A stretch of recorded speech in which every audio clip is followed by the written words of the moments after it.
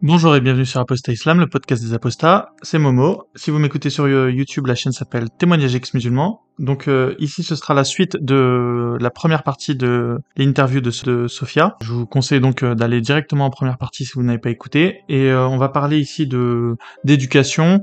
On va faire en fait quelque chose d'assez prémonitoire sur les événements qui se passent en ce moment en Île-de-France. On va décrypter un petit peu tout ce qui se passe de mauvais dans l'éducation actuelle. Et on parlera de gilets jaunes, on parlera de l'égalitarisme qui nivelle tous les enfants vers le bas. On parlera un peu en fond de discussion de tout le nihilisme ambiant qui explique très simplement la série d'événements qui se sont passés en Île-de-France ces derniers jours. Et donc je vous dis bonne interview. Et je me retrouve dans ce collège, donc cette classe expérimentale de jeunes décrocheurs scolaires qui ont un réel besoin de cadre, parce que la pédagogie institutionnelle permet et demande un cadre extrêmement pensé et qui se tient. C'est vraiment les items de cette pédagogie, c'est des lois, des lieux, des limites. Et là, je retrouvais des gens, enfin, c'était n'importe quoi. Bon, à l'époque, après, j'avais tellement été déçue de cette expérience que j'avais écrit un article pour la revue du MOS qui relate cette expérience en détail. Et je retrouvais, alors là, de faux semblants et de vitrines, mais en fait, derrière, c'est très crade. L'organisation, Dans les on faits. faisait semblant de faire des conseils, mais la parole était absolument pas libre. Tu sais, comme dans dans ces lieux, c'est très, très gauchiste d'ailleurs, hein, où on dit, ben ouais, on décide ensemble, mais non, il n'y a pas de pouvoir ici, il n'y a pas de chef. Et finalement, tu empêches les personnes qui sont là de justement pointer les prises de pouvoir. Il y a toujours des prises de pouvoir. C'est pas un mal en soi. Ce qui est dramatique, c'est de ne pas pouvoir les pointer, de ne pas pouvoir les analyser. Et la pédagogie institutionnelle, avec les outils de la psychosociologie aussi, qui regarde un petit peu toutes les dynamiques de groupe, enfin la dynamique d'un groupe, comment les choses s'articulent, comment les gens laissent le pouvoir, le donnent, comment une association peut très vite se bureaucratiser sans s'en rendre compte. Je ne m'attendais pas au dispositif parfait, enfin, évidemment, mais je m'attendais à une démarche honnête. Voilà. On tâtonne, on a ces outils-là, on a cet outil précieux qui nous a été légué par des gens qui ont commencé à réfléchir à ça début des années 20. Enfin, ça date, quoi. C'est élaboré, ça a été très progressif, expérimental. Et on a ce Tu trésor penses entre les mains. ils étaient de mauvaise foi, tu penses? Je pense qu'ils étaient de leur Ou époque. il y a vraiment un couac C'est-à-dire, dans l'organisme, c'est mal non, pensé dès non, le départ? je pense. C'est-à-dire que c'était des gens, c'est-à-dire que c'était. Moi, j'ai eu du mal à en faire le deuil et à me dire qu'en fait, c'est une pédagogie que plus rien incarné. Une phrase aussi importante, c'est qui éduque les éducateurs. C'est-à-dire que là, c'est des profs et des éducateurs qui avaient été soit très mal formés à ces pédagogies-là, soit qui étaient dans des idéologies, qui étaient enfermés dans une idéologie. C'est-à-dire que c'est des pédagogies qui naissent aussi dans les mouvements plutôt communistes, marxistes, mais avec une réelle volonté d'auto-organisation. Il y avait quand même une dynamique. Et cette dynamique-là, moi, au moment où j'intègre ce dispositif, elle est morte. Si on ronronne, on se tient chaud, on se raconte des histoires en disant qu'on fait ci, mais en fait, on fait ça. Si tu veux, je te donne un exemple. Moi, je pointais le fait que les gamins qui se battaient, une fois séparés, etc., il fallait envisager des sanctions. Or, la sanction, c'était D'accord. fasciste. Voilà, en gros. Pour l'ambiance gauchiste, c'est ça. Ah oui, c'est l'exclusisme victimaire. C'est-à-dire que là où normalement les professeurs et aussi la bourgeoisie, quand je te parlais de la bourgeoisie tout à l'heure, qui devait jouer son rôle d'éduquer et d'élever ces gamins à un certain niveau, les laissent dans leur merde et c'est très content de les laisser dans leur merde, on dirait. Je m'excuse d'être vulgaire, mais c'est quelque chose qui me révolte parce que pour moi, l'éducation, c'est vraiment. Je ne suis pas devenue prof pour rien. C'est vraiment par ça. C'est un outil d'émancipation extraordinaire, mais qui, dans une société en délabrement et qui fuit de toutes parts, etc., qui ne peut plus tenir son cap, qui n'a plus de visée. Et la seule visée, c'est de maintenir les gens dans non pas une égalité, mais un égalitarisme qui nivelle par le bas. C'est-à-dire qu'on n'a plus d'exigence vis-à-vis des gamins, et encore moins d'exigence d'assimilation. C'est-à-dire que moi, l'école que j'ai connue, quand je te parlais de mon enfance, avec les copines, par exemple, moi, un de mes loisirs, c'était de jouer des pièces de théâtre de Molière avec ma copine franco-italienne. Je découvre Molière en CM2, 6e. On allait à la bibliothèque municipale, grand legs d'ailleurs de la Commune de Paris, les bibliothèques municipales. C'est la Commune de Paris qui a créé les premières Ah oui, bibliothèques à Paris. oui. Ok. Oui. Comme la notion de laïcité, les premières 1882, un peu plus tard, les premières écoles laïques, l'école qui devient laïque, c'est cet élan-là, quoi. Cet héritage commun qu'aujourd'hui, l'école française et les professeurs, pour certains d'entre eux, très bien pensants, de gauche, mais mettant leurs gamins dans des écoles privées. C'est-à-dire que moi, je trouve que c'est d'une violence inouïe de dire aux enfants d'immigrés, en gros, venez comme vous êtes et on va vous aider à rester comme vous êtes. C'est-à-dire qu'on ne va pas vous aider à vous émanciper de certains traits de votre culture d'origine. Vous êtes en France, vous allez devenir français progressivement et c'est notre pari, c'est-à-dire depuis le 19e siècle qu'il y a l'immigration, d'abord rurale vers les villes qui s'industrialisent, puis vers les métropoles de la France, les Polonais, les Italiens, les Espagnols. Nous, la République française, nous accueillons et nous vous donnons notre héritage. Nous le mettons à disposition et vous allez devenir français et on va vous initier aux belles lettres, aux grands hommes de cette nation, à son histoire qui va devenir vôtre. Et moi, ça a été le cas. Moi, j'arrive pourtant dans l'école qui commence déjà à être un peu mal en point. Les années 70, la maternelle, la primaire et le collège, j'ai vraiment eu, et j'en suis tout à fait reconnaissante à l'école et à mes professeurs, j'ai vraiment reçu une éducation et une instruction qui me permettait de devenir française et qui me le permettait tout en maintenant une part de ma culture. Il n'y avait pas de racisme, on ne te demandait pas, on n'a jamais demandé à ma mère d'arrêter de faire du couscous ou de fêter l'Aïd en apportant des gâteaux aux collègues, voire à certains professeurs avec qui je faisais du théâtre. Tu comprends ce que je veux dire? C'est qu'aujourd'hui, à l'école, le gamin, il vient d'Afrique noire.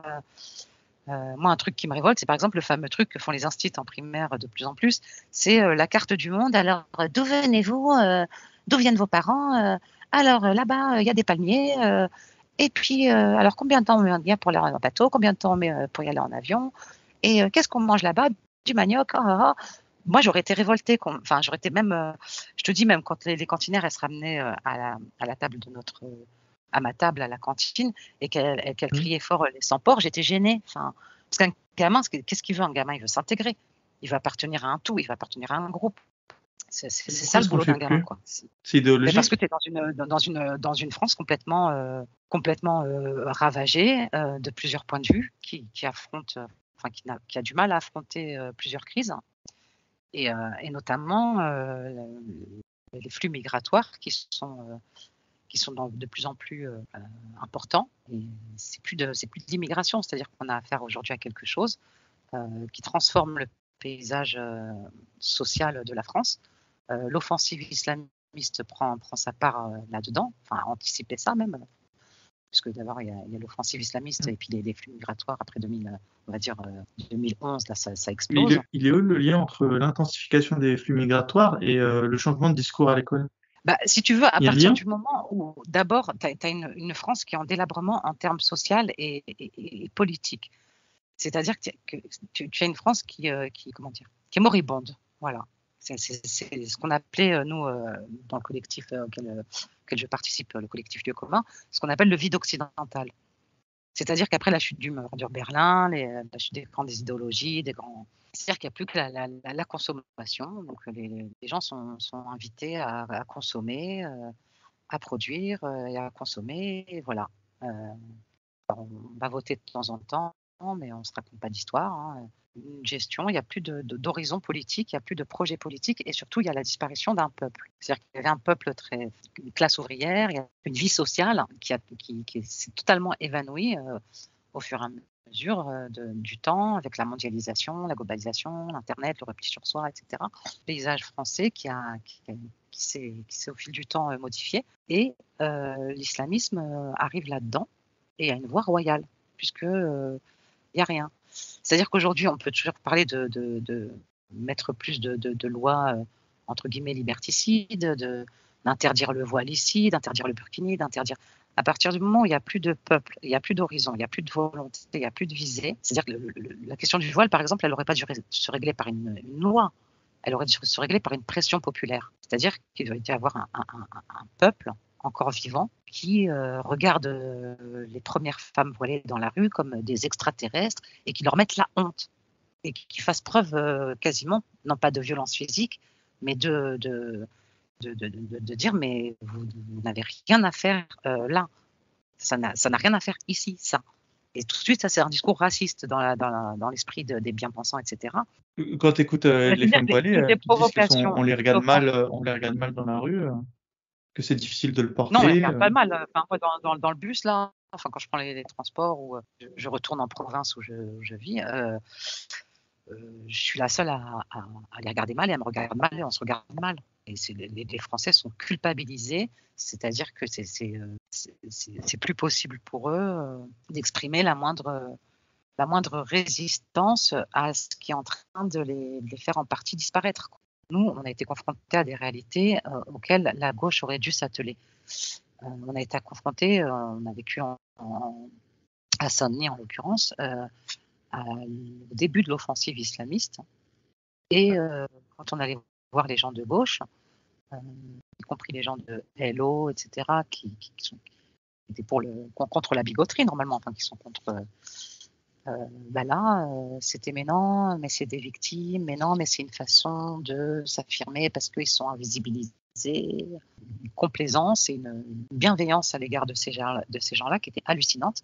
Ces mêmes gens de gauche organisaient des manifestations anti-Le Pen, le fascisme ne passera pas dans les rues de Saint-Denis, et c'était très amusant, enfin c'était hallucinant à voir. Parce que moi, le fascisme que je vivais et que je côtoyais tous les jours, c'était le fascisme de type islamique. Je ne voyais pas de fascistes de factions d'extrême droite arborant une croix gammée dans les rues. Je voyais des mecs déguisés en djihadistes, je voyais des nanas voilées de pied en cap et qui me regardaient mal et qui regardaient mal mon compagnon, voire m'interroger pour certains voisins ou voisines en me demandant ce que je faisais avec un koufar, si je faisais le ramadan. C'est quoi, c'est la nouvelle police des cités Oui, c'est la police des mœurs. Ben, c'est ce que vivent les jeunes filles. Enfin, tu as dû recueillir des témoignages de jeunes qui ont grandi dans ces quartiers-là. C'est pour ça que je trouve ta démarche et celle des gens de ta génération d'autant plus méritante et louable que vous, partie d'entre vous, vous avez été cernés dans le quartier, à l'école, à la maison, les cousins, les copains, les wesh tu fais par Ramadan, les wesh rouya, les rouya bismillah, hamdoulah. Tu vois ce que je veux dire? Moi, dans mon école et dans ma rue, on parlait pas arabe, quoi. On parlait français partout. Hein. Ok.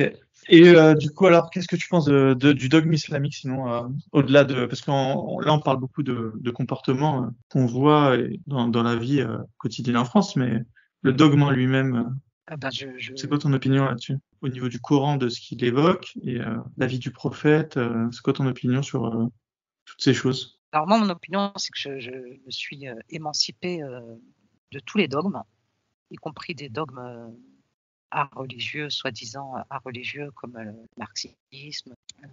Je suis pas sortie de la religion musulmane pour entrer dans une autre, aussi bien chrétienne, juive. Donc moi, je suis pour l'absence de croyances religieuses, mais pas pour l'absence de pratique pour les gens qui veulent pratiquer, mais de façon intime et que ça n'entre en rien dans l'espace politique et social d'un pays.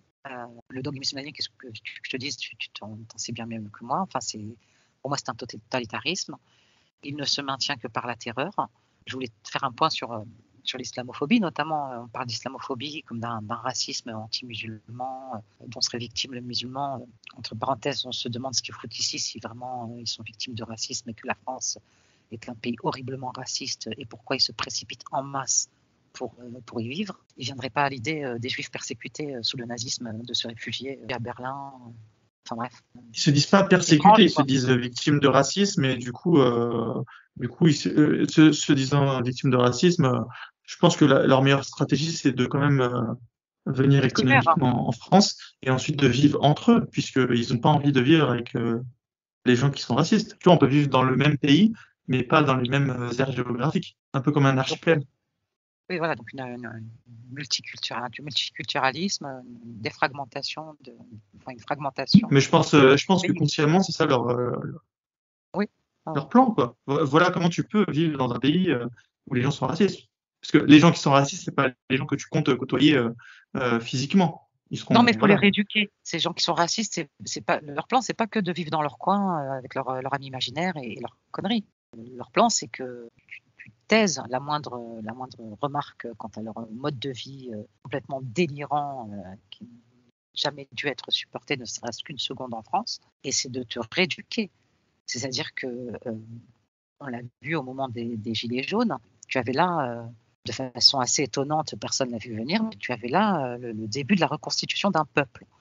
C'est-à-dire qu'il y a des gens, à un moment, ils se sont soulevés, ils ont mis des gilets jaunes, et le gilet jaune, c'est ce que tu mets au bord de l'autoroute pour pas mourir, hein, pour être vu, pour faire tes quelques pas et avancer. Ces gens-là, à un moment, ont osé formuler le fait qu'ils étaient abandonnés, qu'il n'y en avait que pour les banlieues, que c'était milliards et des milliards pour les banlieues, etc. Et tout est parti à partir de l'affaire de l'augmentation du prix de l'essence. Mais ces gens, moi j'ai participé activement à ce mouvement en province, ces gens n'avaient rien de raciste du tout, ils s'inquiétaient simplement de la disparition de leur façon de vivre et de la façon dont on voulait les faire disparaître, tant sur le plan économique que sur le plan culturel. Il y a eu d'ailleurs des débats autour du pacte de Marrakech à l'époque. Et moi, pour avoir milité avec eux au fin fond de la province, je peux te dire que je n'ai jamais eu une seule réflexion raciste ou un seul propos raciste, et que j'étais très bien accueillie et intégrée à leur lutte. C'est quoi le pacte de Marrakech? C'était un pacte qui visait à accélérer le processus d'immigration, notamment avec l'Algérie, qui visait à lever un certain nombre de formalités et de restrictions. En gros, c'était accompagner la submersion, quoi. Donc, et ça, la gauche qui aurait dû l'accompagner, l'a miné, les a culpabilisés. D'abord, au début, pour les gens de gauche, c'était la France rancie, des racistes, des machins. Puis petit à petit, ils ont vu que ça commence à prendre de l'ampleur, donc ils ont essayé de prendre le train en marche et ils l'ont pris. Et pour faire quoi? Pour le phagocyter de l'intérieur, faire de l'entrisme, éminer ce qui était un mouvement profondément démocratique au départ et qui se cherchait. Alors les gens, ils n'avaient pas de formation politique particulière, il y avait beaucoup de fraîcheur, beaucoup d'ignorance, un peu de bêtises aussi, mais on ne sort pas d'une torpeur d'absence de militantisme vraiment politique et d'engagement politique sans dégâts. Donc effectivement, les gens ils partaient pour certains de zéro, pour d'autres avec une petite culture politique, pour d'autres avec une idée assez précise de ce qu'ils voulaient, d'autres ils ne savaient pas. Ça tâtonnait, ça cherchait et surtout ça se mobilisait, ça recréait quelque chose. Ça recrée du sens et les gauchistes sont arrivés là-dedans comme un chien dans un jeu de quilles et ils se sont fait récupérer parce qu'ils étaient récupérables, parce que trop faibles et pas assez déterminés. Parle de ton expérience. Toi, t'as tenté quoi dedans? Tu as pas essayé de Moi, j'ai essayé avec notamment mon concrétiser compagnon, donc des on a idées? apporté justement toute notre expérience de l'organisation d'un mouvement, on a essayé tant bien que mal de mettre en alerte quand on a vu les premiers gauchistes essayer de récupérer le mouvement. Ils se pointaient dans les AG, ils avaient des idées lumineuses qui pouvaient séduire, ils avaient aussi un discours. C'était des petites gens, comme des gens qui peuvent être impressionnés, parce que tu peux être impressionné par le verbe d'une Nouria Bouteldia. Tu peux avoir quelque chose de très séduisant, elle maîtrise bien, elle a des références historiques, elle parle bien, elle a l'air d'avoir des connaissances, etc.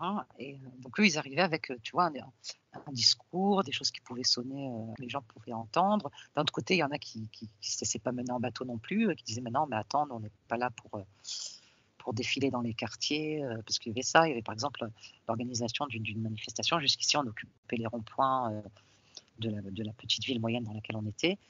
Et quand les gauchistes se sont ramenés, ils voulaient faire des parcours de manifestation qui passaient par les quartiers populaires, dits populaires. C'est une mauvaise idée de le faire? C'est une idée tout à fait gauchiste dans la mesure où les quartiers qu'on appelle populaires, donc c'était des quartiers islamisés là, pour le coup, en avaient rien à foutre. Le musulman, il n'a rien à foutre de lutter contre le capitalisme, à moins que ça soit une alliance avec les gauchistes, mais une alliance tactique. Voilà. Mais tu sais que c'est le plan de rien. Hein. Mais Pour faire tomber le régime actuel, il faut que les gilets jaunes, on va dire, se s'allient au parti des indigènes de la République, aux barbares. comme elle les appelle. C'est Par sûr rapport à ce que tu m'expliques, ça illustre son propos. C'est ce qu'ils ont peut-être fait, non, j'imagine. Oui, bah, C'est ce qu'ils avaient en tête. c'était pris dans cette idéologie-là, sans doute, tu as tout à fait raison. Effectivement, aller voir les quartiers populaires, c'est d'aller draguer les islamistes pour qu'ils se joignent à ce mouvement, qu'ils regardaient, les gauchistes en début de manif, ils leur faisaient des petits sourires, etc. Les gilets jaunes derrière, ils rigolaient, ils se foutaient de leur gueule. C'est prolo, c'était sous-chiens, Ça quoi. s'est fini, Comme ils les appellent, ça se finit comment tout ça? Boutelja, les gilets jaunes, c'est des sous-chiens, hein. Faut pas se raconter d'histoire non plus, hein. Ouais, mais non, mais elle le dit, hein, que c'est une alliance tactique, hein. Pour le coup, là, elle est explicite, hein. Elle dit que c'est juste une alliance tactique, c'est juste pour reprendre le pouvoir en France. Ouais. Et pour faire de la France Algérie, qu'elle a quitté. Ah bah oui, mais il file, de toute façon, elle dit aussi que la spiritualité islamique, c'est une chose très intéressante et qui pourrait faire de bien Oui, à tous ceux qui l'essayent. évidemment. Ouais. Non, Pourquoi est-ce que ça a capoté dans vos réunions, ce plan-là d'allier les cités aux Gilets jaunes? parce En que tout cas, les dans ton cités, expérience. parce que les cités sont dans un nihilisme absolu, d'une part.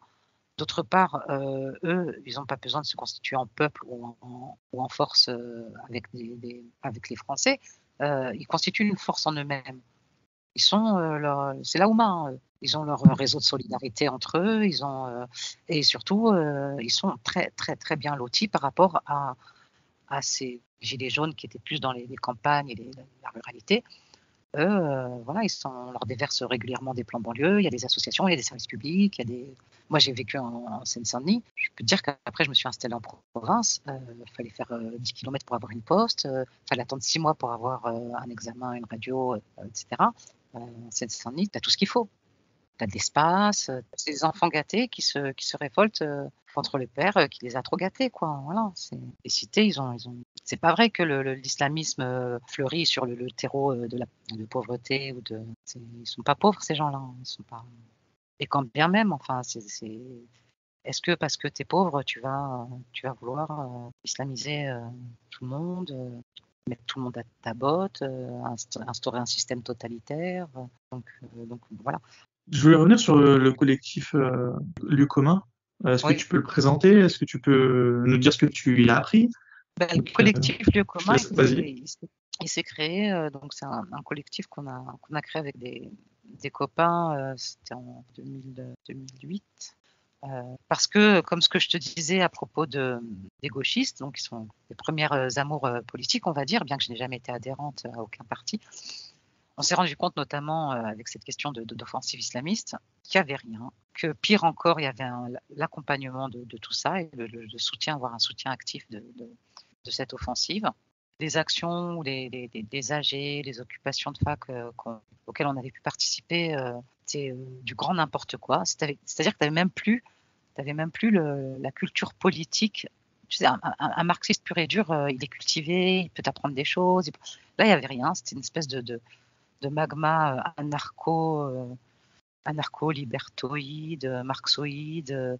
Il n'y avait pas de visée, il n'y avait que des mantras, non au pouvoir, contre machin, abat le fascisme.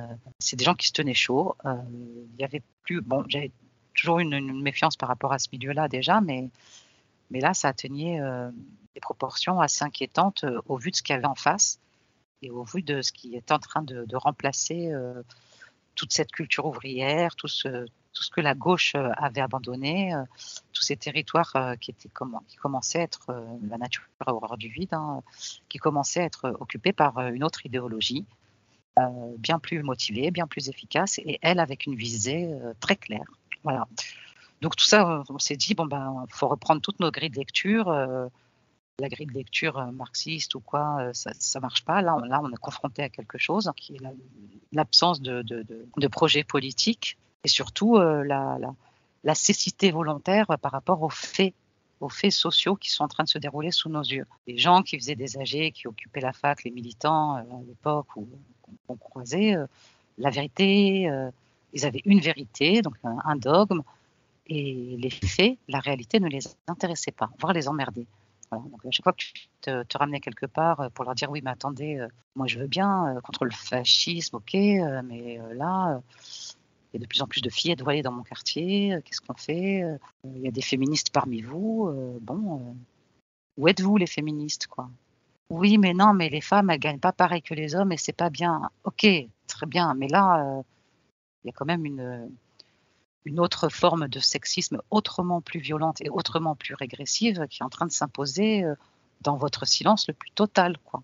Donc moi, c'est vrai que c'est une époque où j'étais extrêmement remontée et très mal à l'aise et je voyais que des gens d'extrême droite se préoccuper de la question, ce qui me foutait grandement les boules. Et je disais, mais c'est la gauche qui abandonne ce terrain, c'est la gauche qui abandonne ce combat et c'est pas possible, quoi. Donc là, tous mes cadres ont volé, on va dire. Il n'y avait plus ni gauche ni droite, ni tout ça, ça ne voulait plus rien dire. Enfin, la gauche n'incarnait plus les valeurs qu'elle avait pu incarner et ne menait plus aucun combat, et encore moins celui qu'elle aurait dû mener contre l'islamisme. Donc, je me suis retrouvée assez désemparée et on était plusieurs à penser ça, mais pas que autour de moi. Moi, je me suis intégrée à ce collectif par rapport à la question de l'islamisme, mais je précise que c'est absolument pas un collectif qui s'est monté là-dessus. C'était pas leur préoccupation première, c'était pas du tout leur objectif de C'était quoi cohésion. leur préoccupation première?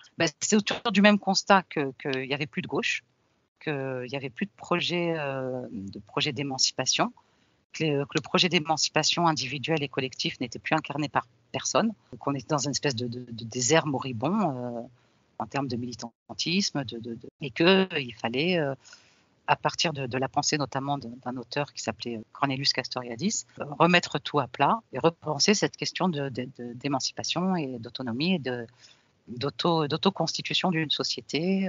Voilà. Des champs qu'il avait laissés en friche, reprendre puisqu'il était mort. Hein. Castoriadis est décédé en 95, je crois. Reprendre certaines questions et avec la volonté de se confronter à la réalité, de se donner les moyens de la comprendre, de l'analyser, d'en saisir les tenants, les aboutissants, et avec lucidité, quitte à se tromper, mais surtout de se confronter à la réalité, de voir les faits dans lesquels une grande partie des gens s'aveuglaient. Et c'était qui ce monsieur Castoriadis et il aurait pensé quoi de la France en 2023 si on avait pu il aurait lui intérêt, je pense qu'il serait suicidé. Non, je pense pas encore. Admettons que j'ai des pouvoirs de dans médium et que j'arrive à le faire entrer en communication avec lui, qu'est-ce qu'il penserait de la situation actuelle Si Qu'est-ce tu qu'il entres en pourrait nous communication conseiller? avec lui, il serait atterré. Alors, bon, il serait absolument pas surpris du rôle de la gauche et du gauchisme et du gauchisme culturel qui transpire partout dans les facs, chez les enseignants, dans les programmations théâtrales, toute la culture, etc. Il serait absolument pas surpris de ça, je pense. Après, là, c'est un exercice amusant que tu me demandes de faire. Je pense que lui, ayant été dans sa jeunesse, dans les années 20, marxiste et ayant très rapidement rompu avec le marxisme, ayant vu venir le totalitarisme de l'URSS, ayant dénoncé tout ça, il était un petit peu dans la même posture que nous quand on dénonce l'islamisme. C'est-à-dire qu'on lui disait que c'était un traître à la cause, à la grande cause communiste, à la grande cause marxiste. Tous les dissidents, les Solzhenitsyn, etc., qui ont pu ouvrir les yeux, tenter d'ouvrir les yeux sur la réalité macabre de cette aventure, mise en place de systèmes marxistes et de léninisme, etc. Donc il a été exclu effectivement de tous les mouvements de gauche. C'est quelqu'un qui a beaucoup emmerdé la gauche parce qu'il continuait de se dire révolutionnaire mais plus marxiste. Ça devenait compliqué pour eux. Et je pense qu'aujourd'hui, il serait absolument pas étonné des positions et de la merde dans laquelle on est. Le délabrement de l'Occident, il a écrit de très bons textes là-dessus. Moi, je peux renvoyer à sa lecture directe. C'est vraiment quelqu'un moi qui personnellement, comme mon compagnon me l'a fait découvrir, qui a énormément éclairé énormément de choses. Une philosophie vraiment fondamentale et en même temps de la sociologie, de la psychanalyse. Philosophe, ensuite psychanalyste. Et vous apporterez énormément de clés, mais il serait accablé et atterré par la situation, quoi, je pense. C'est quoi, tu penses, le plan des gauchistes? Ils ont un horizon, non, ces gens-là? C'est quoi leur plan avec cette alliance tactique avec les islamistes? Je pense que au fond, peut-être qu'ils se disent que l'alliance avec les islamistes va leur permettre d'aboutir à la révolution et d'enfin aboutir à la paradis sur terre dont on a vu ce qu'ils pouvaient donner en URSS. Je ne sais pas, mais je pense qu'ils sont. Le plan, c'est pas une alliance entre la France et le Maghreb contre l'empire anglo-américain. Je pense que leur plan, c'est quoi? C'est-à-dire que moi, quand j'ai commencé à militer dans les groupes de gauche, on Ouais. était anticapitaliste, anti-bureaucratique, etc. Et qu'au fur et à mesure, alors est-ce que c'est l'immigration qui a fait ça? Est-ce que je pense qu'il y a diverses causes dans lesquelles je vais pas développer, mais qu'au fond, on est parti on a évolué de lutte anti-bureaucratique, anticapitaliste à des luttes anti-occidentales. C'est-à-dire qu'il fallait abattre l'Occident. L'Occident est pourri, l'Occident n'a fait que des choses atroces, n'a produit que des choses atroces. Le massacre des peuples autochtones, la colonisation, la crise écologique n'est le fait que de l'Occident, c'est l'Occident qui est méchant. Et il y a tout un volet de l'Occident qui doit être aussi abattu. Et ça, les musulmans, ils en sont ravis. Les islamistes, c'est une autoroute pour eux. C'est tout le volet émancipateur de l'Occident. Aujourd'hui, les gauchistes se débarrassent du bébé et de l'eau du bain en même temps. Il n'y a rien à sauver dans l'Occident, tout est pourri. Voilà. Or, ce que nous disons, et moi ce que je pense, et c'est quelque chose que j'incarne presque dans ma vie quotidienne, je suis très reconnaissante et très heureuse et reconnaissante notamment à mon frère qui m'a fait naître en France finalement. Je suis très attachée à tout le volet émancipateur de l'Occident, que ce soit tout l'historique du mouvement ouvrier, tout ce qui permet aux femmes d'être traitées à égalité avec les hommes, tout ce qui m'a permis de devenir ce que je suis. Et c'est quelque chose, tout ça doit être abattu.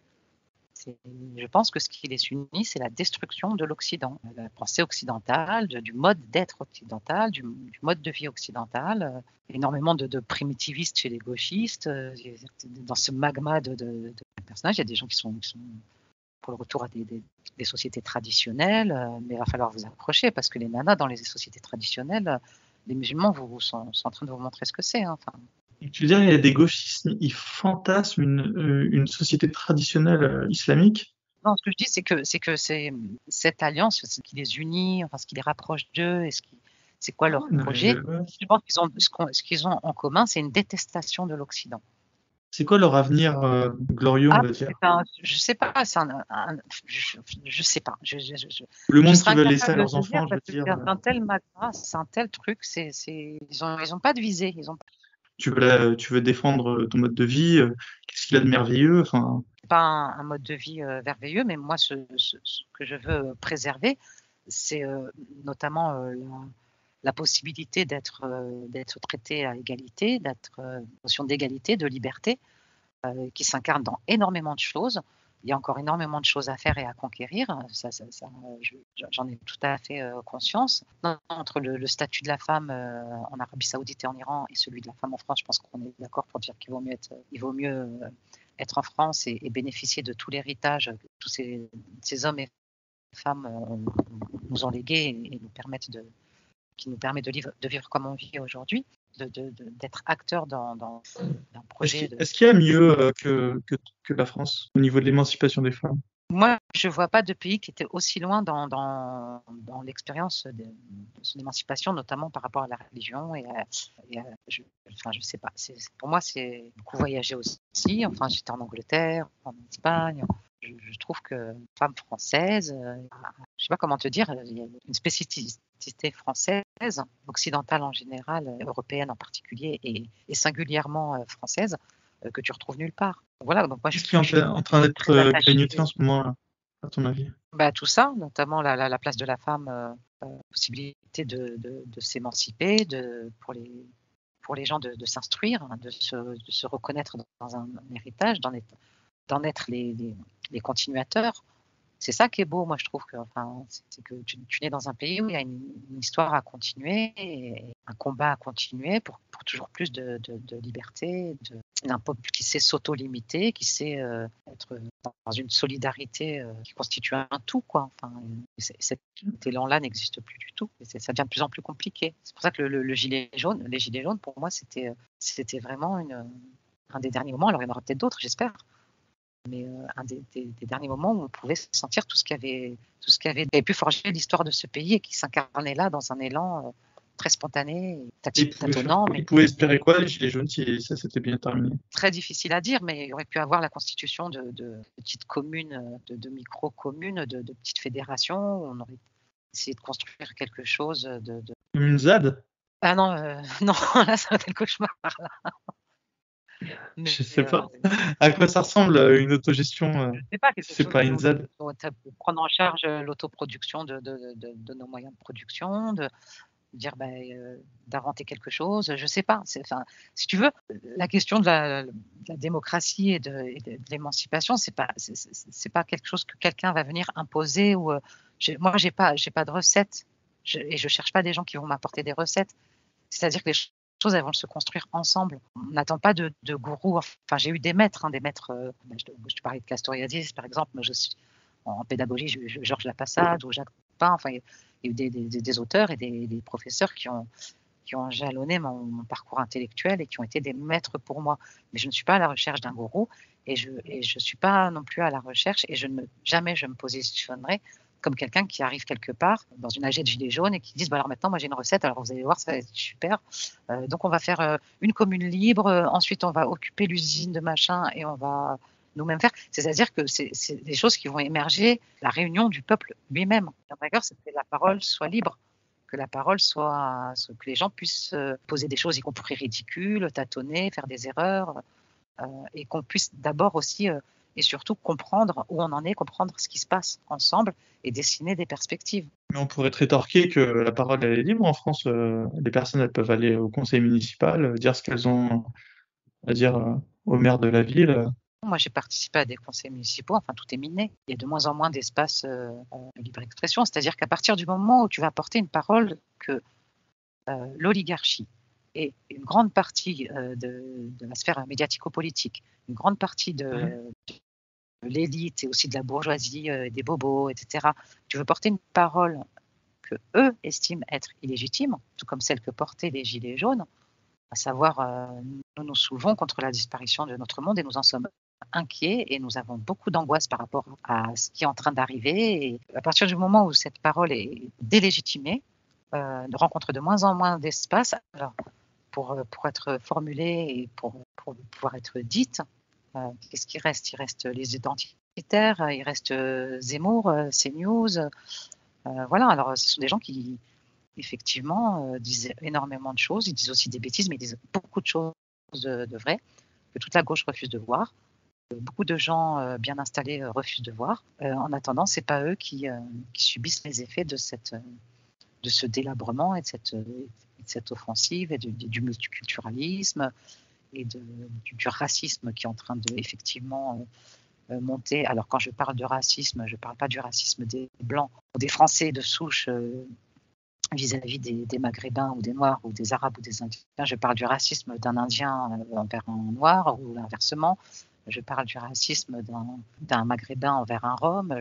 Et c'est ça, le multiculturalisme, c'est racisme à tous les Oui, mais étages. on pourrait te rétorquer que le racisme, c'est plus ce qui a trait à la lutte, à l'empêchement économique, pas le racisme dans le sens où tu n'aimes pas les personnes qui ne sont pas de ton ethnie. Plus Comment un racisme du ça? style, je cherche un appartement et si j'ai un nom à consonance africaine, j'aurai moins de chances de l'obtenir. Tu vois ce que je veux dire? Je pense que quand il parle de racisme, il parle plus de ce type de racisme-là, du racisme qui a trait à l'égalité des chances dans l'ascension sociale. Je ne sais pas, je ne voudrais pas dire de bêtises, mais déjà, à mon avis, c'est des choses qui sont beaucoup, beaucoup grossies par l'idéologie dominante et actuelle. Grossir des micro-phénomènes, je ne dis pas qu'il n'y a pas de racisme, effectivement, un Français de souche qui ne veut pas louer son appartement à un Africain. Je conçois que ça puisse exister, qu'il y ait des expériences malheureuses dans ce sens-là. Maintenant, moi, je connais des Africains qui ne veulent pas louer à des Noirs. Des Africains subsahariens, moi, mon père, il n'aurait pas loué son appartement à un Arabe. Et je pense que c'est la majorité des Maghrébins ne loueraient pas leur appartement à un Noir.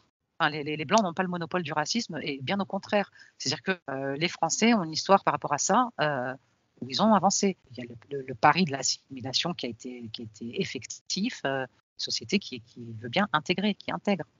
Maintenant, si le nouvel arrivant demande à l'autochtone de devenir lui, pro, hein, Boutelja qui veut qu'on soit tous algériens, il y a un problème. Et on ne va pas se laisser disparaître comme ça. Et moi, je crains que ça finisse très mal. Enfin, que l'issue, ça soit ceux qui n'ont rien à faire ici repartent, y compris les nationalités françaises de papier, qui veulent vivre comme à Kaboul, qu'ils aillent vivre à Kaboul. Ça, je pense que là, on a atteint un degré où on ne peut plus s'en sortir, quoi. Aussi bien au niveau du nombre que des effets que ça produit. Les gens qui arrivent, c'est pas des gens qui veulent s'intégrer. Au mieux, ils veulent s'intégrer économiquement. Et encore, c'est une charge énorme. Ça n'a jamais pesé autant dans le coût social de l'immigration et le coût pour l'État. C'est énorme. On leur demande pas de s'intégrer autrement, hein. On leur demande simplement de respecter les règles de la vie en Oui, mais cité. c'est tout le drame. C'est tout le drame. C'est-à-dire qu'avant, on parlait d'assimilation en France, et il y a des lois qui demandent qu'on s'assimile. C'est légiféré. Enfin, c'est dans la loi. Tu dois t'assimiler. Seulement, c'est plus du tout incarné, c'est plus du tout tenu, c'est complètement lâché. Et là, on commence à nous parler. On nous a commencé à nous parler déjà dans les années 80, non plus d'assimilation, mais d'intégration. Et là, on nous parle d'inclusion, de société inclusive. Inclusive à quoi au grand n'importe quoi, à la multiculturalité ravageuse. J'étais pas dans un quartier où les gens parlaient arabe dans la rue ou wolof, où j'ai pu m'assimiler parce que les gens parlaient français dans la rue. D'une part, parents avaient la volonté. C'était plus simple dans le sens où il y avait moins de quantité à l'époque. Et oui.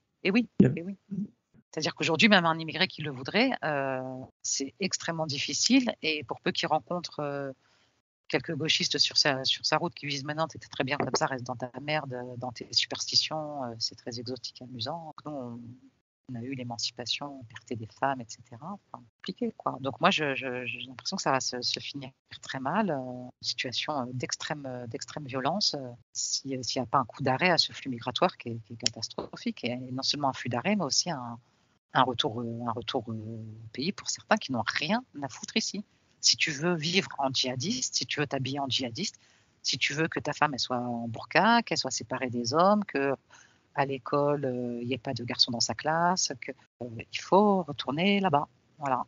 Et ça, si tu le dis direct, t'es facho, t'es FN, c'est ça qui est terrible. C'est que c'est le crime pensé d'Orwell aujourd'hui, ça. On pourrait être rétorqué que la personne a le droit d'avoir envie de vivre comme à Kaboul, à partir du moment où sa femme est consentante. Mais elle veut vivre comme à Kaboul. Si une femme a envie de porter le niqab, on pourrait être rétorqué que c'est sa liberté. C'est là qu'il devrait y avoir un peuple et une élite et un État qui limitent ça.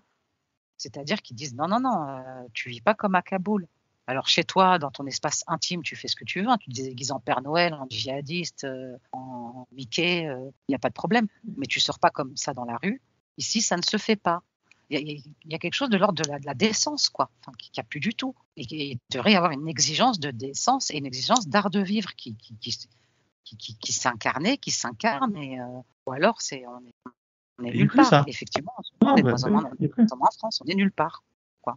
Effectivement, là, tu sors dans la rue, c'est même pas le truc bariolé, sympa, genre le boubou africain des années 80. Là, c'est un déguisement religieux. Des gens qui ressemblent à rien, qui ont les cheveux bleus, d'autres qui ont des burkas qui font 4 mètres au-dessus de leur tête avec des chignons improbables en dessous, d'autres qui ont des baskets dégueulasses avec des survêtements dégueulasses et qui te disent je rayonne de la beauté de l'islam et de Mahomet. Du coup, il y a une limite à la liberté, alors. C'est un peu leur liberté d'expression. Mais la liberté, c'est pas n'importe quoi. Enfin, être libre, c'est pas faire n'importe quoi. Être libre, c'est se donner des limites. La liberté, c'est pas l'absence de limites.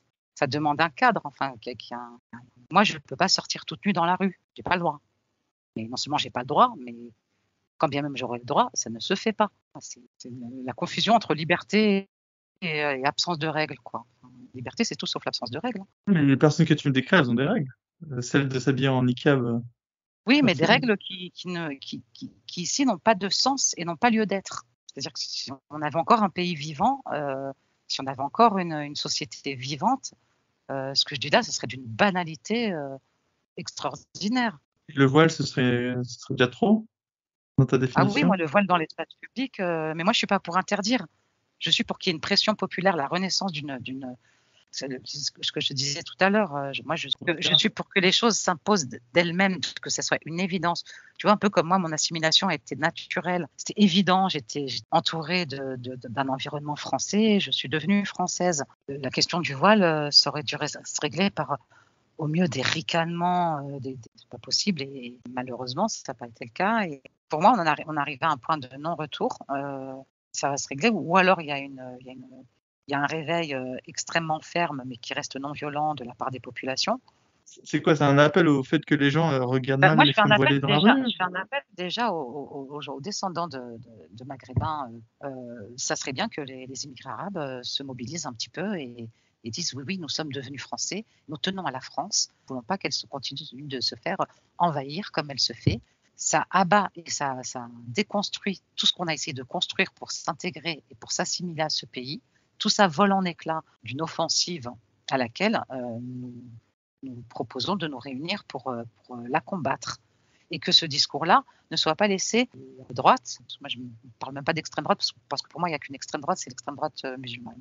Ça serait qu'il y ait un réveil de ces descendants, notamment de Maghrébins, mais aussi de toutes les populations immigrées, qui se réveillent et qui disent oui, oui, la France est en train d'être envahie, et tous les efforts que nous avons faits pour participer à la construction de ce pays, pour nous y assimiler, sont en train de voler en éclats.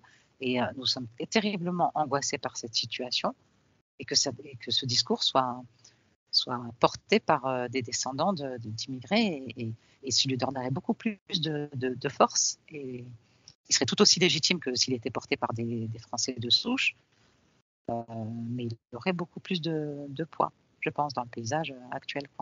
Est-ce que tu penses qu'une majorité des descendants d'immigrés pensent ce que tu viens de dire?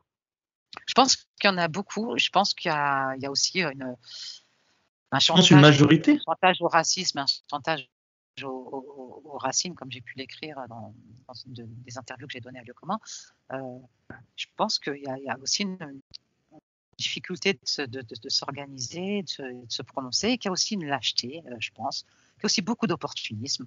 C'est-à-dire que tu peux très bien te dire oui, moi je suis apostat, mais je suis quand même encore algérien, mais non, mais les Algériens, puis continuer à avoir un discours, un pied là-bas, un pied ici. Moi, à titre d'exemple, j'ai voulu renoncer à la nationalité tunisienne. Impossible. C'est pas possible, tu peux pas. Président, la Constitution, là-bas, t'en empêche. Donc du coup, moi j'ai un passeport qui a plus de 10 ans, qui est périmé, une carte d'identité tunisienne. Alors là, pour le coup, moi je suis tunisienne de papier. Mais tu sais que si tu vas en Tunisie, tu es redevable de la loi tunisienne. Hein. C'est la loi tunisienne qui s'applique sur toi. Moi, j'ai rompu les ponts avec ce pays, mais moi, je suis pas allée depuis 2011. Mais tout ça pour te dire qu'il y a beaucoup aussi d'opportunisme chez les descendants de musulmans, descendants d'immigrés, qui est, on joue sur tous les tableaux, quoi. Voilà. On garde un pied là-bas, on garde un pied ici. Moi, je te cache pas que c'est un peu mon plan. C'est tout de suite. Comment? Moi, je t'avouerais que c'est un peu mon plan. Ah oui. Ouais. C'est-à-dire? Je suis d'avis que dans la vie, il vaut mieux jouer sur plusieurs tableaux. J'ai des convictions, c'est celle que l'islam est une menace pour l'humanité, mais au-delà de cette conviction, je sais que avoir plusieurs passeports, par exemple, m'offre plus de perspectives d'un point de vue de repli stratégique si jamais il y a une guerre. J'ai peur de t'annoncer que ton discours, mais je suis sûr que la majorité des gens ne pensent pas comme toi. Hein. Je pense que la majorité des gens se disent qu'il faudrait contrôler mieux l'immigration et mieux intégrer les nouveaux arrivants, mais que personne ne se sent submergé. Hein. Moi, je vais dire clairement les choses. Je pense que tous les immigrés ils vont terminer dans le 93 et enfin voilà, et dans toutes les cités qu'on voudra bien leur donner, mais qu'une personne qui a les moyens de le faire pourra toujours aller vivre dans l'Ouest parisien, en Bretagne. J'ai pas ce sentiment d'urgence que tu as, quoi. Mais il y a plusieurs choses dans ce que tu dis. D'abord, il y a cette chose qui me paraît assez importante de souligner et que tu as l'honnêteté de dire, que tu es un privilégié. C'est-à-dire qu'en tant que descendant de Maghrébins, tu as une double nationalité et que si ça chie en France, tu auras toujours de la possibilité de rentrer, je ne sais pas si c'est Maroc ou Algérie. Au Maroc, mais moi c'est au-delà. Hein. Ma femme elle est des Philippines, je peux partir aux Philippines. Enfin, Voilà, moi je suis pour la maximisation des options de repli. Mais le français de souche, il part où? Si ça chie, il va où? Tu te rends Le compte du Français de privilège que souche, c'est tu as? Sachi, il doit rester chez lui, parce qu'il a qu'une seule nationalité. Voilà, donc il crève en France, dans son pays qui a été Non, pas qu'il crève en France, non, non, non, c'est absolument pas ça. Imaginons que la vie qu'on vit à Sofia, c'est un grand jeu, on va dire. Et ben, pour maximiser tes chances de survie, il vaut mieux maximiser tes opportunités de repli. Je te le dis de manière très froide, mais voilà, c'est. Ah oui, non, mais c'est très Et le pragmatique et français de souche, ouais, voilà, je suis.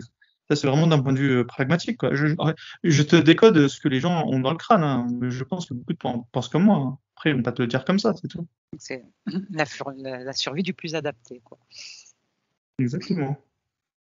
Bah, moi, je suis pas du tout là-dedans. Je pense qu'il y a encore peut-être que je suis encore trop du 19e ou du 20e siècle. Je pense qu'il y a encore C'est une autre dramatique. manière de faire et une autre manière d'envisager la vie et la société. Et que, effectivement, il y a peut-être encore une façon d'envisager un avenir collectif, quoi. Une vie collective. Maintenant, effectivement, en fonction de ta classe sociale, de tes privilèges, puisque comme beaucoup de descendants de Maghrébins, tu as le privilège d'avoir deux passeports, tu vas pouvoir sauver ta gueule, pour le dire un peu brutalement. Non, Je suis pas responsable de la situation, si tu veux, hein. Donc, même si les là, Français me donnent les rênes du pouvoir, je me sentirais un peu plus concerné. Mais moi, je suis que spectateur du joli tableau que tu nous as dépeint pendant 2 heures et demie. Pour terminer, Sophia, je voulais terminer sur quelque chose. C'est quoi un peu l'organisation idéale d'une vie en famille, par exemple?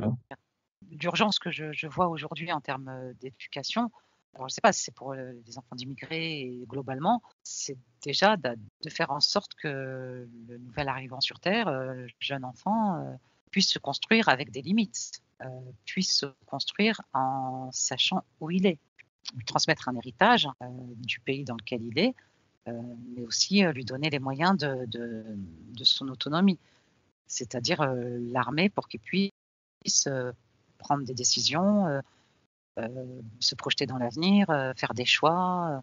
Enfin, après, c'est très théorique, hein, tout ça. Maintenant, c'est par rapport à ton gamin que tu me demandes des choses particulières. Bon. Bien sûr Mais que c'est par rapport à mon c'est vrai gamin. qu'un enfant. Et oui, j'imaginais bien vu ton profil. Ouais, bah oui, oui, oui. Comment je Reste, devrais l'éduquer, à ton avis? Ce serait quoi les valeurs que je devrais lui? d'en faire un Français si tu veux qu'il vive en France. Hmm. Et de lutter et bon courage parce qu'aujourd'hui, c'est extrêmement difficile. Et je te renvoie à tout ce qu'on a dit. Ouais, et je devrais lui parler de quoi, à ton avis? Mais lui dire, voilà, mes parents ont immigré en France, tu es en France parce que nous avons voulu en France, nous avons voulu venir en France, nous y installer, on n'a pas été arraché à notre pays, on n'a pas fui une guerre, on n'a pas fui la famine, on a fait le choix de venir dans ce pays parce que ce pays nous offre la possibilité d'exister, d'être libre, d'être des citoyens à part entière et d'avoir les mêmes droits, d'être de fait dans une égalité de droits avec les autres citoyens, que ça va être très difficile et bon courage mon enfant pour tenir ta barre et pas te laisser emporter par le n'importe quoi de l'époque parce que enfin moi je sais que je dormirais très mal si j'avais un enfant. Moi j'ai fait le choix de pas avoir d'enfant. Je pense que je serais tous les jours à l'école en train de me prendre la tête avec les enseignants euh, pour peu qu'on leur enseigne quelques bêtises de wokisme ou qu'on cherche à le culpabiliser sur les crimes qui auraient été faits au XVIIIe siècle par la France d'alors, ou qu'on cherche enfin voilà, à l'embrigader ou à l'enfermer dans un dogme, là où j'attends de l'école qu'elle l'émancipe et qu'elle contribue à son émancipation avec moi, notamment. Il y a quoi comme bêtise de wokisme? Ah ben là, on reprend 1 heure. Non, mais qu'est-ce qui te gêne vraiment pour un garçon, disons? Et moi, je pense par exemple qu'il est important que l'enfant se construise une différenciation et qu'il soit conscient de cette différenciation. Aujourd'hui, on est dans un monde où on va monter vers une approche psychanalytique, mais si tu interviews Sonia Zadig, elle te présentera vraiment les choses d'un point de vue extrêmement inquiétant quant au vol en éclats de tout ce que Freud pouvait qualifier de structure de limite, quoi. Tout a volé en éclats, c'est-à-dire qu'il n'y a plus il y a plus de limites. Le sujet ne peut plus se constituer en étant séparé et en étant différencié dans un truc où c'est maintenant un enfant de 8 ans peut décider de changer de sexe, de se faire appeler, une fille peut se faire appeler David au lieu d'Elisabeth. L'éducation nationale tolère, accompagne, encourage. Ouais, mais à la limite, ça, c'est des cas très rares, tu vois. Moi, tant que mon fils, il me parle pas de ça, Non, il y a un mouvement de fond enfin, quand même. j'aviserai à ce moment-là, quoi. Il y a un mouvement de fond où Qu'est-ce qui peut se passer à l'école qui l'entraîne sur cette pente? À quoi je dois faire je ne sais attention? pas, ça dépend de son école, ça dépend d'où il est, s'il est dans le privé chez les cathos. Ah, je suis dans une école communiste, petits oignons. Donc, vas-y, je suis chez les gauchistes. Qu'est-ce qui est, à quel plat ils vont manger mon fils? Ah ben, Raconte-moi. ce qui peut être le plus terrible à inculquer à un enfant aujourd'hui, c'est la haine de la France. Voilà, si on veut conclure là-dessus. Moi, j'ai été élevée, éduquée, y compris par mes parents, quels que soient les défauts de mon père et de ma mère, et surtout de mon père.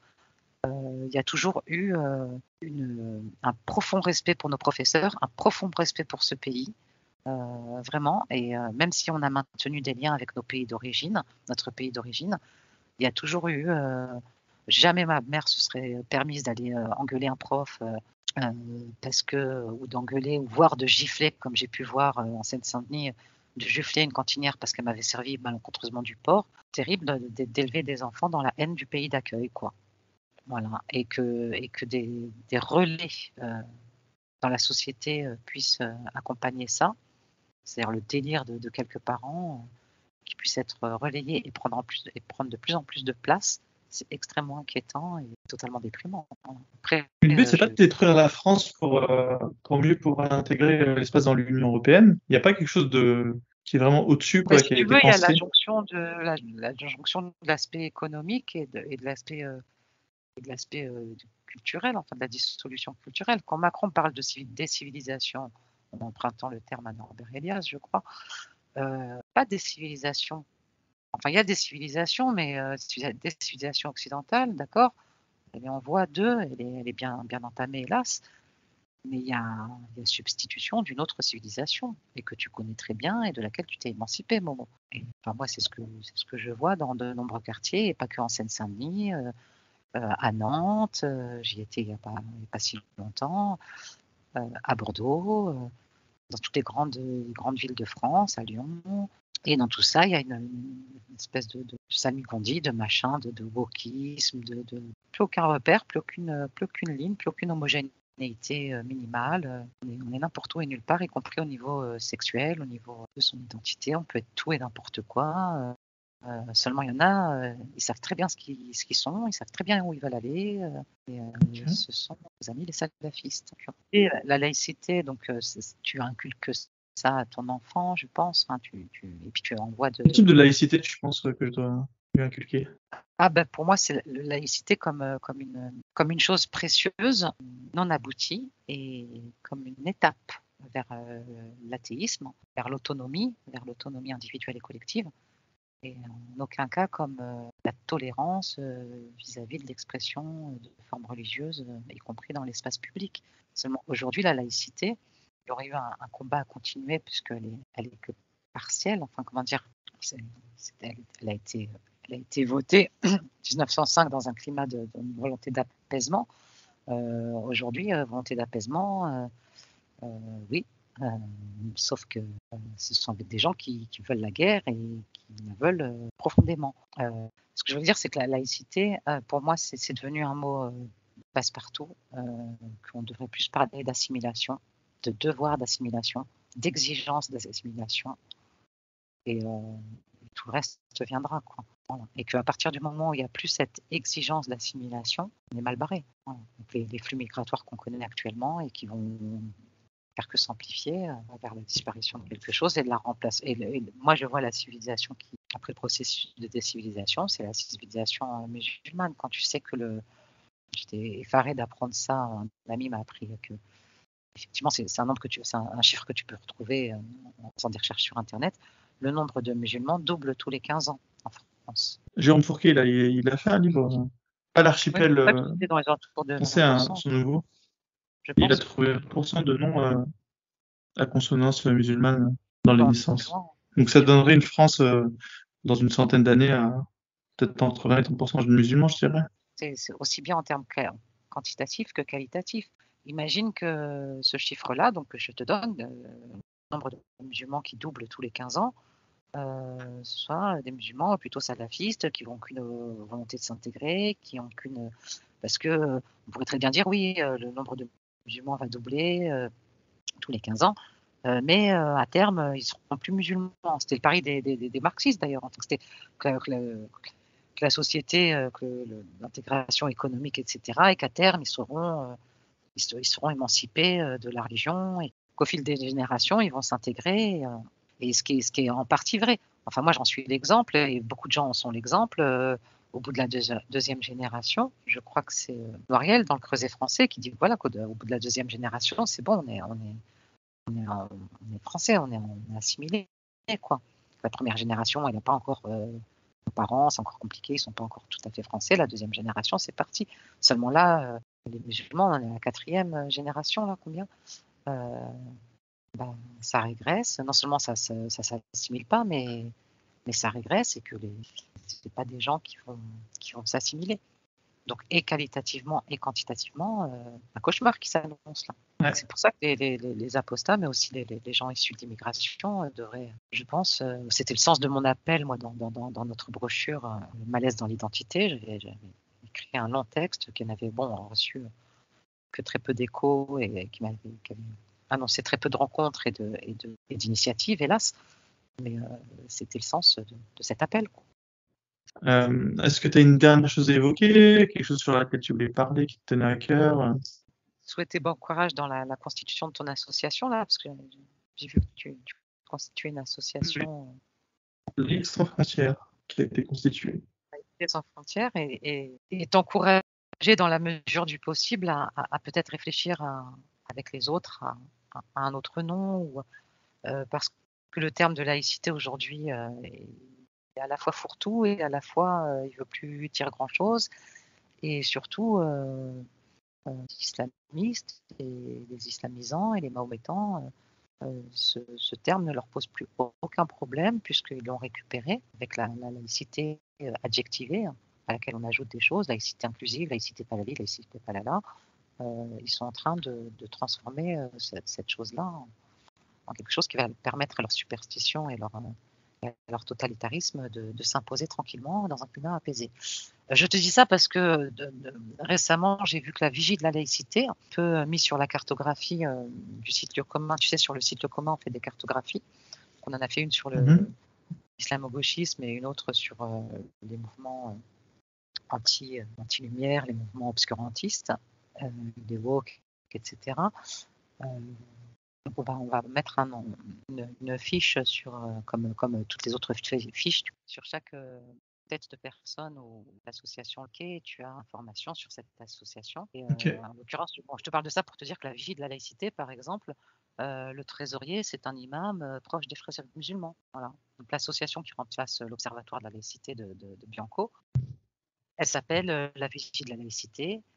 Et à sa tête, pardon, pas à sa tête, mais en trésorier, je ne sais plus son nom, mais il y a un article dans Le Point qui relaie cette information qui sont très, très bien. Donc voilà, c'est aussi un terme, c'est délicat. Moi, je parlais plus d'assimilation ou d'athéisme enfin, après, voilà. Mais en tous les cas, je suis énormément. Tu peux me faire confiance, là, ce sera pas laïcité à cette sauce-là. Ce sera la laïcité de Henri Peña-Ruiz. D'accord, bon, très bien. Donc, Très clair laïcité là-dessus. critique. Ah ouais, non, mais t'inquiète pas, je suis clair comme de l'eau de roche, hein. Ouais. On sera sans Bon, concession avec écoute, les gens qui veulent imposer leur dogme. Bah, sur ce, en tous Sophia, les je te cas, voilà, remercie d'être. je te remercie aussi parce que c'est très bien de Bah, rendre visibles les invités à Posta. Très bonne initiative. J'avais essayé il y a 10 ans de faire quelque chose comme ça avec une personnalité un athée issu de l'islam, mais ça n'avait pas marché. Mais d'accord. donc, je suis contente que tu fasses ça, c'est la moindre des choses. Bah ouais, et puis on est content de te voir nous rejoindre. Ça marche. Eh bien, écoute, je te souhaite une bonne soirée. Merci, Sophia.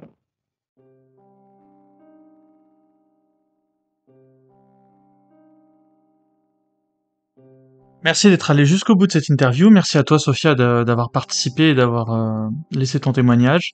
Merci d'avoir représenté indirectement le collectif Lieu commun. En réécoutant l'interview, j'étais très surpris de voir qu'on a en fait fait le diagnostic de tout ce qui se passe en ce moment avec l'affaire de Naël. L'affaire de Naël, il n'y a rien de surprenant, hein. C'est une affaire très ordinaire dans ses mécanismes.